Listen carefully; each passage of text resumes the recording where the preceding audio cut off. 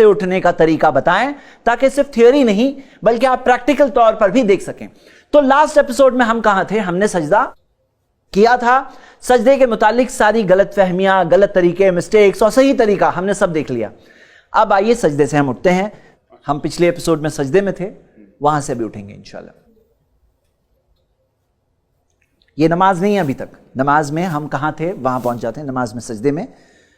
سجدے میں آپ ہے سجدہ برابر سے کرنا ہے، خیال رکھنا ہے۔ اب اللہ اکبر کہتے ہوئے اٹھیں گے۔ کس طرح سے اٹھیں گے؟ کوئی نئی بات نہیں ہے، بہت آسان ہے، لیکن بلال بھائی کر کے بتائیں گے انشاءاللہ۔ اللہ اکبر۔ آپ اللہ اکبر کہہ کر اٹھ رہے ہیں، آپ کی نظریں سجدے کی جگہ پر ہے، آپ اطمینان سے بیٹھ جائیے۔ اور میں آپ کے سامنے حدیث رکھنا چاہتا ہوں، دیکھیے یہ حدیث آپ کی اسکرین پر ہے۔ پیارے نبی محمد صلی اللہ علیہ وسلم کے بارے میں آتا ہے، حذیفہ بن یمان رضی اللہ عنہ بتاتے ہیں ان النبی صلی اللہ علیہ وسلم کان یقول بین السجدتین، کہ نبی صلی اللہ علیہ وسلم دونوں سجدوں کے درمیان کہا کرتے تھے رب اغفر لی، رب اغفر لی، اے میرے رب مجھے معاف کر دے، اے میرے رب مجھے معاف کر دے۔ تو یہ وقت پر کہنا کیا ملتا ہے بلال بھائی؟ آپ کہہ کے بتائیے۔ رب اغفر لی، رب اغفر لی۔ دونوں سجدوں کے درمیان اور کیا کہنا ثابت ہے، ہم اس بارے میں ایک اور حدیث دیکھیں گے۔ دیکھیے یہ حدیث آپ کی اسکرین پر ہے، سنن ابو داؤد سے ہے، حدیث کی سند حسن ہے۔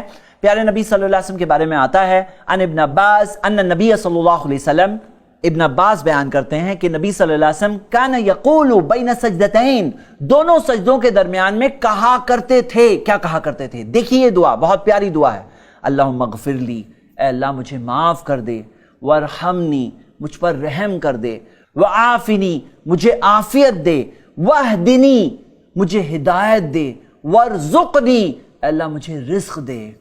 5 چیزیں، یہ 5 چیزیں ثابت ہے۔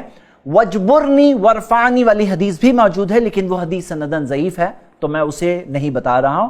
یہ 5 چیزوں کی حدیث حسن سند سے ہے، ثابت شدہ ہے۔ ہم دیکھیں گے پھر ایک بار، اللہم اغفر لی وارحمنی وعافنی واہدنی وارزقنی۔ بلال بھائی آپ بھی ایک بار اسی پوسچر میں پڑھ کر ہماری آڈینس کو بتائیں انشاءاللہ۔ اللہم اغفر لی وارحمنی وعافنی واہدنی وارزقنی۔ یہ دعا الفاظ کے الگ الگ ترتیب کے ساتھ بھی ہمیں ملتی ہے، جس کے اندر یہ ترتیب آگے پیچھے بھی ہمیں ملتی ہے، اس میں کوئی حرج نہیں ہے۔ تو میرے بھائی میری بہنیں، مجھے پتا ہے بہت سارے لوگ دونوں سجدوں کے درمیان میں کچھ بھی نہیں کہتے۔ ایسا بھی ہوتا ہے کہ بہت سارے ایسے لوگوں کو یہ بھی یاد نہیں رہ پاتا ہے کہ دوسرا سجدہ ہوا نہیں ہوا، لیکن یہ دعا کے پڑھنے کے فائدوں میں سے ایک فائدہ یہ بھی ہے کہ سجدہ ہوا ہے نہیں ہوا ہے وہ بھی تھوڑا یاد رہنے میں آسانی ہو جاتی ہے۔ ایک اور چیز ہے، بہت پیاری دعا ہے، آپ دیکھ رہے ہیں بہت ہی جامع دعا ہے، اللہم اغفر لی، اللہ تو مجھے معاف کر دے۔ معافی تو ہم سب چاہتے ہیں۔ وارحمنی، مجھ پر رحم کر، رحم تو ہم سب طلب کرتے ہیں۔ وعافنی، عافیت ہم سب طلب کرتے ہیں، کیا آپ نہیں چاہتے کہ اللہ کی عافیت میں آپ رہیں؟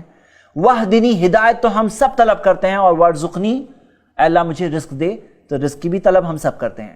تو میرے بھائی میری بہنیں یہ بہت ہی جامع دعا ہے، اللہم اغفر لی، اللہم اغفر لی، اللہ مجھے معاف کر دے، اللہ مجھے معاف کر دے، یہ بھی بہت پیاری دعا ہے۔ اگر آپ نہیں بھی کہتے تھے تو اب سے کہنا شروع کر دیجئے، اس میں کوئی بات نہیں ہے، آپ کو پہلے پتہ نہیں تھا۔ یاد رکھیے ہمارا فیصلہ جو ہوگا وہ ہمارے آخری اعمال کے مطابق ہوگا۔ انما الاعمال علی خواتمہا، صحیح بخاری کی حدیث ہے کہ اعمال کا دار و مدار خاتمے پر ہے۔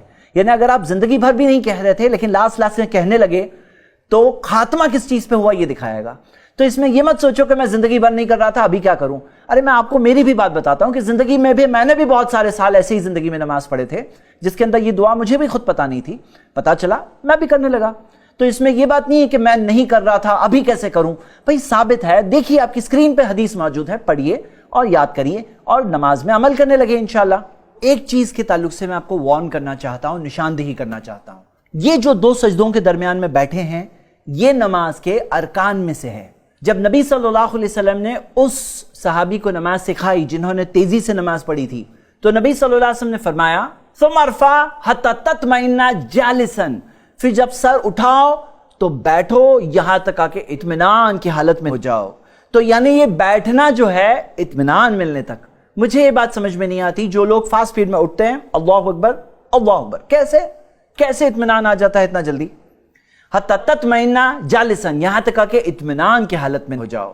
تو ہم یہ دیکھتے ہیں کہ وہ اذکار پڑھنا بھی ثابت ہے اور بیٹھنا بھی ملتا ہے اطمینان سے، اور یہ نماز کے ارکان میں سے ہے۔ آئیے ریویژن کرتے ہیں۔ تکبیر تحریمہ کہنا अल्लाहु अकबर कहना नमाज के अरकान में से है, खड़े होना खुद नमाज के अरकान में से है, सूरतुल फातिहा पढ़ना नमाज के अरकान में से। 3 हो गए स्टार्टिंग में, दरमियान में 4 है। 4 में से पहला रुकू, रुकू से खड़े होना, दोनों सजदे और दोनों सजदों के दरमियान में बैठना, ये 4 दरमियान में है। 3 आखिर में आने वाले हैं। 12 में से ये हमने 7 अल्हम्दुलिल्लाह याद किए, उम्मीद करता हूं आप भी मेरे साथ याद कर रहे होंगे। 2 सजदों के दरमियान बैठने के मुतालिक चंद बातें याद रखिए। सबसे पहली बात, नजरें कहां रहेगी? इख्तिलाफ है उलमा में, ज्यादा मजबूत बात यही है कि नबी सल्लल्लाहु अलैहि वसल्लम की नजरें सजदे की जगह से नहीं हिली, यहां तक आके वो नमाज से बाहर नहीं निकल गए। और साबित है तो तशाहुद में साबित है, दोनों सजदों के दरमियान में नहीं साबित है। दूसरी बात कि हाथों की पोजीशन क्या रहेगी, हाथों का पोस्चर क्या रहेगा। तो इस बारे में हम ये देखते हैं कि हाथों में जैसे हम तशाहुद में करते हैं वैसे यहां करना साबित नहीं है। इस ताल्लुक से डायरेक्टली कोई भी हदीस मौजूद नहीं है। बाज लोगों ने उसमें तशाहुद वाली हदीस से क़ियास करते हुए यहां पर भी वो बात लाई है, लेकिन वो बात इसलिए साबित नहीं है क्योंकि डायरेक्टली वाज़े तौर पर कई हदीसें आई है, किसी भी हदीस में ये जिक्र नहीं है कि यहाँ पे उंगलियों को मिलाकर ऐसे बनाना है जैसे कि तशाहुद में बनाना है, गिराह ऐसे इस तरह का हाथों को उंगलियों को मिलाना है, ऐसे कहीं भी साबित नहीं है 2 सजदों के दरमियान। तो इसी वजह से नजरें कहाँ होगी? सजदे की जगह पे होगी। मैं बिलाल भाई से रिक्वेस्ट करता हूं कि अगर वो घूम करके उस तरफ बैठेंगे तो हमारी ऑडियंस आपके लेग्स के पोस्चर को देख सकते हैं इंशाल्लाह। पहला तरीका बैठने का इस तरह है जहां नबी सल्लल्लाहु अलैहि वसल्लम अपने बाएं यानी कि लेफ्ट पांव पर बैठते, जैसा कि आप देख रहे हैं लेफ्ट पांव पर बैठते और अपने सीधे यानी राइट लेग को खड़ा रखते। तो ये हो गया पहला तरीका जो हम तशाहुद में भी इंशाल्लाह देखने वाले हैं। बहुत से लोगों को नहीं पता है कि एक दूसरा तरीका भी साबित है जिसके ताल्लुक से सिलसिला हदीस सहीहा में मौजूद है, हदीस सही सनद से है कि नबी सल्लल्लाहु अलैहि वसल्लम इक़ा वाले तरीके से बैठते थे। इक़ा वाले तरीके में क्या होता है? दोनों पांव खड़े होते हैं।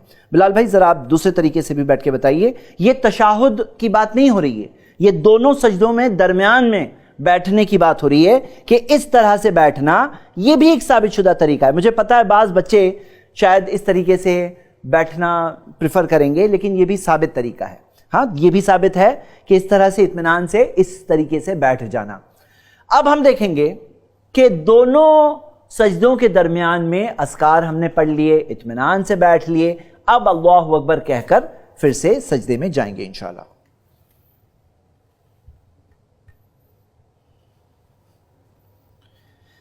आप बैठे हैं, आपने पढ़ लिए रब्बिगफिरली रब्बिगफिरली अल्लाहुम्मा गफिरली वरहमनी वआफिनी वहदिनी वर्जुकनी, आपने कह दिए। अगर वक्त और बचा है तो बार बार भी अब पढ़ सकते हैं इंशाल्लाह। अब पढ़ने के बाद अल्लाहु अकबर कहकर सजदे में जाएंगे इंशाल्लाह। अल्लाहु अकबर, अल्लाहु अकबर कहते हुए सजदे में गए।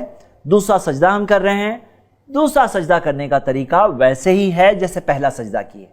करने के बाद यहां से अब आप अल्लाहु अकबर कहकर उठेंगे और यहां एक सीखने की बात है, हम अभी दूसरी रकात के लिए खड़े होने वाले हैं। खड़े होने का तरीका इंशाल्लाह बिलाल भाई बताएंगे। बिलाल भाई आप अल्लाहु अकबर कहकर उठिए और तरीका बताइए। अल्लाहु अकबर,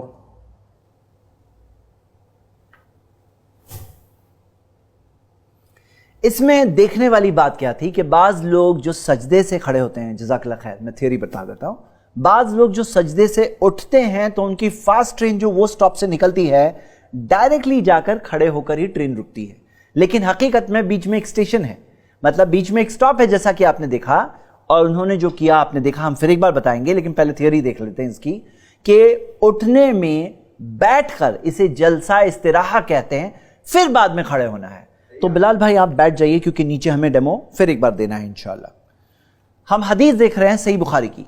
अन्नहु रान नबी सल्लल्लाहु अलैहि वसल्लम, मालिक बिन हुवैरिस बयान करते हैं कि उन्होंने देखा नबी सल्लल्लाहु अलैहि वसल्लम को युसल्ली फइज़ा काना फी वित्र मिन सलातिही, कि जब वो नमाज पढ़ते और वो नमाज में जब ताकदद रकातों में होते, वित्र मिन सलातिही यानी ताकदद यानी पहली रकात के बाद दूसरी रकात के लिए खड़े हो रहे होते या तीसरी रकात के बाद चौथी रकात के लिए खड़े होते, यानी ताकदद। इज़ा काना फी वित्र मिन सलातिही लम यनहद हत्ता यस्तविया काइदन, वो नहीं खड़े होते यहां तक का के बैठ जाते। صحیح بخاری کی حدیث ہے، آپ کی اسکرین پر ہے. مجھے پتا ہے ہمارے معاشرے میں بہت سارے لوگ اس سنت پر عمل نہیں کرتے ہیں، لیکن اگر عمل کریں گے تو ثواب کسے ملنے والا ہے؟ آپ کے پڑوسی کو نہیں، ہمیں ہی تو ملے گا نا. فائدہ کس کا ہے؟ ہمارا ہی تو ہے نا. نبی صلی اللہ علیہ وسلم کی سنت ہے. نبی صلی اللہ علیہ وسلم نے کیا فرمایا؟ صلو کما رأیتمونی اصلی، اس طرح نماز پڑھو جس طرح تم نے مجھے نماز پڑھتے دیکھا ہے. دیکھیے پہلی حدیث اس موضوع پہ آئی ہے، صحیح بخاری کی حدیث ہے کہ نبی صلی اللہ علیہ وسلم نہیں کھڑے ہوتے، یہاں تک آ کے بیٹھ جاتے. تو بیٹھنا جسے جلسہ استراحہ کہتے ہیں، یہ ثابت ہے جیسا کہ اس حدیث سے ہم نے دیکھا. دوسری حدیث یہ دیکھیے، یہ بھی صحیح بخاری میں ہے. ابو قلابہ رضی اللہ عنہ کہتے ہیں وَإِذَا رَفَعَ رَأْسَهُ عَنِ السَّجْدَةِ الثَّانِيَةِ، جب نبی صلی اللہ علیہ وسلم اپنے سر کو دوسرے سجدے سے اٹھاتے، جلسہ بیٹھتے، وَاعْتَمَدَ عَلَى الْأَرْضِ زمین پر ٹیک لگاتے، ثم قام اور پھر کھڑے ہوتے. اس حدیث سے ہمیں کیا پتا چلا؟ پہلے تو بیٹھتے، دوسرا کہ اٹھنے کی کیفیت کیا ہوتی کہ ٹیک لگاتے، پھر وہ ٹیک لگا کر کھڑے ہوتے. تو ٹیک لگانا ہمیں ملتا ہے، جیسا کہ پھر ایک بار بلال بھائی ذرا ٹیک لگا کر اٹھنے کی کیفیت خالی بتائیے. آپ دیکھ رہے ہیں یہ ٹیک لگانے میں اپنے ہاتھوں پہ انہوں نے ٹیک لگایا، ٹیک لگانے کی کیفیت آپ نے دیکھا. پھر ایک بار ہم اگلی حدیث دیکھیں گے، تیسری حدیث اس موضوع پر. اس حدیث کو امام ابو اسحاق نے جمع کیا ہے. یہ حدیث کی سند حسن ہے، جیسے تمام المنہ میں آیا ہے. اس حدیث میں آتا ہے ازرق بن قیس جو تابعی ہے، وہ کہتے ہیں رأیت ابن عمر، میں نے ابن عمر کو دیکھا، یعجن فی الصلاۃ، نماز میں یعجن کا مطلب یہ ہے آٹا گننا. آٹا گننا جو ہے نا اسے یعجن کہتے ہیں. ہماری بہنیں جو آٹا گنتی ہیں وہ جانتی ہیں کہ آٹا گننے میں کیسے گندا جاتا ہے. کیسے گندا جاتا ہے؟ کیا لگتا ہے؟ ایسے گندا جاتا ہے یا ایسے گندا جاتا ہے؟ یعجن فی الصلاۃ یعتمد علی یدیہ اذا قام، اپنے دونوں ہاتھوں پر ٹیک لگاتے جب کھڑے ہوتے. فقلت لہ، وہ کہتے ہیں تو میں نے ان سے پوچھا، فقال رأیت رسول اللہ صلی اللہ علیہ وسلم یفعلہ، انہوں نے کہا، عبداللہ ابن عمر صحابی رسول رضی اللہ عنہما نے کہا، میں نے نبی صلی اللہ علیہ وسلم کو ایسا کرتے ہوئے دیکھا. انہوں نے دیکھا، ہمیں بتایا، ہم تک بات پہنچی. یہ ایک سنت ہے، ایک ادا ہے ہمارے پیارے نبی محمد صلی اللہ علیہ وسلم کی کہ وہ کیسے کھڑے ہوتے. یعجن فی الصلاۃ، جیسے کہ آٹا گوننے میں جو کیفیت ہوتی ہے اس کیفیت کے ساتھ ٹیک لگاتے اور ٹیک لگا کر کھڑے ہوتے. یہ طریقہ ہے. اور اس میں ایک سوال اٹھتا ہے جو چوتھی حدیث میں آتی ہے، جو ازرق بن قیس رحمہ اللہ تابعی ہے، وہ کہتے ہیں رأیت ابن عمر اذا قام من الرکعتین، میں نے ابن عمر کو دیکھا کہ وہ جب 2 رکعتوں سے کھڑے ہوتے، اعتمد علی الارض بیدیہ، زمین پہ ٹیک لگاتے اپنے دونوں ہاتھوں سے. فقلت لولدہ ولجلسائہ، وہ کہتے ہیں میں نے ان کے بیٹے سے، ابن عمر کے بیٹے سے اور ان کے ساتھ بیٹھنے والوں سے کہا، ہو سکتا ہے وہ بڑھاپے کی وجہ سے یہ کر رہے ہیں. عبداللہ ابن عمر ہو سکتا ہے بڑھاپے کی وجہ سے کر رہے ہیں. فقالوا لا ولكن هذا يكون، انہوں نے کہا نہیں ایسے ہی کرتے ہیں، مطلب یہ نماز کا طریقہ ہے، یہ ٹیک لگانا کوئی بڑھاپے کی وجہ سے نہیں ہے. جو عبداللہ ابن عمر بتا رہے ہیں کہ نبی صلی اللہ علیہ وسلم نے کیا تو یہ کوئی بڑھاپے کی وجہ سے معاملہ نہیں ہے. هذا يكون، ایسے ہی کرنا ہے. تو ہم یہ دیکھتے ہیں کہ یہی طریقہ ہے. اور آج بھی بعض لوگ یہی کہہ کر اس سنت پر عمل نہیں کرتے ہیں کہ یہ بڑھاپے کی بات ہے. تعجب کی بات یہ ہے کہ اگر بڑھاپے کی وجہ سے ہیں تو بزرگ لوگوں کو تو کہنا چاہیے نا عمل کریں، لیکن بزرگ لوگوں کو بھی یہ عمل کرنے نہیں کہتے ہیں. حدیث کے اندر یہ بات واضح ہے کہ اس کا بڑھاپے سے کوئی تعلق نہیں ہے. یہ نبی صلی اللہ علیہ وسلم کا طریقہ نماز تھا جس پر ہم سب کو چلنا چاہیے، ہم سب کو سیکھنا چاہیے، ایک بھی چیز چھوڑنا نہیں چاہیے، ہر ایک چیز پہ عمل کرنا چاہیے. آئیے اب ہم دونوں سجدوں سے سر اٹھا چکے ہیں، بیٹھ چکے ہیں. بیٹھنے کے بعد ٹیک لگانے کے تعلق سے پھر ایک بار ڈیمو دیجیے ہمارے ویورز کو انشاءاللہ کیسے ٹیک لگانا ہے. آپ سب دیکھیے، ابھی سلو موشن میں آپ یہ دیکھ سکتے ہیں کیسے ٹیک لگانا ہے اور کیسے کھڑے ہونا ہے. آپ دیکھ رہے ہیں کہ کس طرح سے ہاتھوں پہ انہوں نے ٹیک لگایا. یہ تھوڑے سلو موشن میں بتا رہے ہیں، لیکن اٹھتے ٹائم پہ اتنا سلو موشن کی ضرورت نہیں ہے. آپ کھڑے ہو گئے. اب اس میں آپ نے یہ بھی دیکھا کہ ہاتھ پہلے زمین سے جدا ہوئے کہ گھٹنے؟ بلال بھائی بتائیے، پہلے ہاتھ زمین سے الگ ہوئے کہ پہلے گھٹنے الگ ہوئے؟ پہلے گھٹنے اٹھے اور اس کے بعد ہاتھ اٹھے. یعنی جاتے ٹائم پہ ہاتھ پہلے گئے تھے، اٹھتے ٹائم پہ ہاتھ آخر میں الگ ہو رہے ہیں زمین سے. یہ بات ہم نے دیکھا. تو یہ طریقہ ہے نبی صلی اللہ علیہ وسلم کا طریقہ. اب ہم دوسری رکعت کے لیے کھڑے ہو گئے ہیں. دوسری رکعت کیسے پڑھنا ہے؟ جیسے آپ نے پہلی رکعت پڑھے ویسے ہی دوسری رکعت پڑھنی ہے انشاءاللہ. اب دوسری رکعت کے بعد میں ایک فرق ہے، وہ ہے اس کے آخر میں، اور وہ کیا ہے؟ تشہد ہے. تو تشہد ہم دیکھتے ہیں کہ دوسری رکعت کے آخر میں کرنا ہے، اور تشہد 2 بار ہم پڑھتے ہیں. پہلا تشہد جو دوسری رکعت میں آئے گا، اور دوسرا تشہد جو آخری رکعت میں آئے گا، یعنی کہ تیسری اور چوتھی رکعت میں۔ وقت ختم ہو گیا ہے اس ایپیسوڈ کا۔ ہم انشاءاللہ تشہد میں بیٹھنے کا طریقہ اور دونوں تشہد میں فرق، دعا اور اذکار کیا پڑھنا ہے، انشاءاللہ اگلی ایپیسوڈ میں ہماری نماز ختم ہو جائے گی۔ اس کے بعد کے ایپیسوڈز میں ہم انشاءاللہ سجدہ سہو، نماز کی رکعتیں، نماز کا وقت اور بھی کئی چیزیں انشاءاللہ دیکھیں گے۔ جڑے رہیے ہمارے اس پروگرام میں۔ ہوم ورک کے طور پر میں آپ سب کو ابھارتا ہوں، یہاں تک اچھا ریویژن کریے، نماز کیسے پڑھنی ہے، نبی صلی اللہ علیہ وسلم کی نماز کیسی تھی، ہر چیز کا ایک اچھا ریویژن کریے۔ فائدہ زندگی بھر کے لیے ہے، ہر ایک ڈیٹیل پر غور کریے، کوئی بھی ڈیٹیل مس نہ کریے انشاءاللہ۔ ایگزام دیجیے ہماری ویب سائٹ پر، ایگزامز ایسے ڈیزائن کیے گئے ہیں کہ آپ کی یاد دہانی کا ذریعہ بنے۔ آپ کی اگر مسٹیک ہو رہی ہے تو آپ کو بتائیں انشاءاللہ ایگزام کے اندر کہ یہاں پہ آپ سے مسٹیک ہو رہی ہے۔ پریکٹیکل طور پر کئی چیزیں ہیں تو ضرور اسے کریے انشاءاللہ۔ پھر ملیں گے اگلے ایپیسوڈ میں۔ اللہ سے دعا ہے اللہ ہم سب کو نبی صلی اللہ علیہ وسلم کے طریقے پر نماز قائم کرنے کے اللہ ہمیں توفیق دے، اطمینان، سکون اور خشوع والی نماز پڑھنے کی توفیق دے۔ آمین وآخر دعوانا ان الحمدللہ رب العالمین والسلام علیکم ورحمۃ اللہ۔